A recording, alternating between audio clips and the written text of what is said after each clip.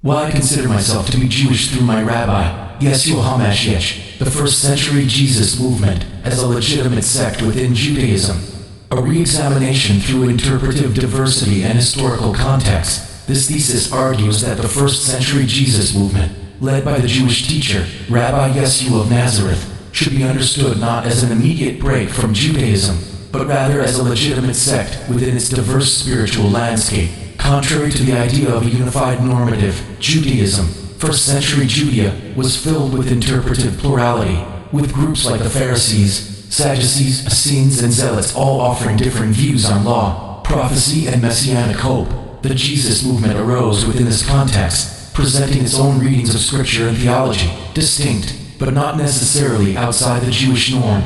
A key factor supporting its legitimacy is the interpretive flexibility inherent in Torah and messianic texts. Jewish tradition allowed for a wide range of interpretations, and the Jesus movement was no different in its engagement with Hebrew scripture.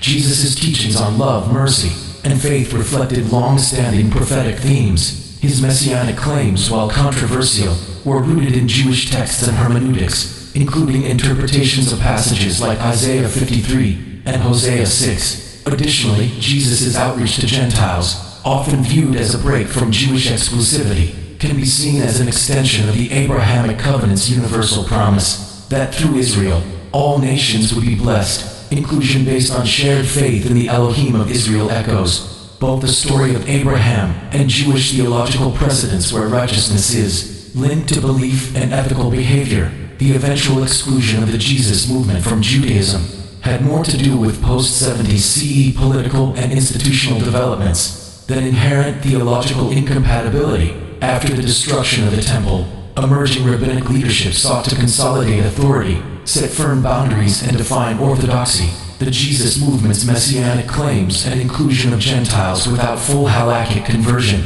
challenged this new rabbinic framework and thus were rejected. However, early rabbinic texts show that followers of Jesus were initially treated as internal dissenters, not outsiders. Engagement with them in rabbinic discourse suggests their perceived Jewishness at the time. Ultimately, this thesis proposes a more historically grounded and inclusive definition of a legitimate sect, one rooted in Jewish scripture, identity, and practice. Even if it later diverged, the Jesus movement, by that standard, fully qualifies as a valid Jewish expression within the pluralistic framework of the first century.